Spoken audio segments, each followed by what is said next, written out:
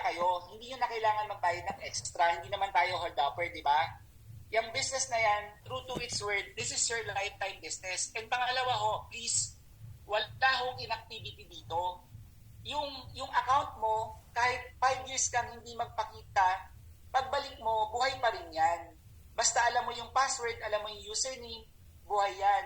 Pag hindi mo alam yung username, password mo, pwede mong ipareset sa office. So wala hong mawawala sa inyo, tandaan nyo yan. Bagkus, palagi lang ho kayo madadagdagan kasi tuwing may upgrade naman yung company, wala naman kayong binabayaran eh. Tama? Diba, matagal na kayo dito, taon-taon na yan. Nagkaroon na ng maraming negosyo yung company.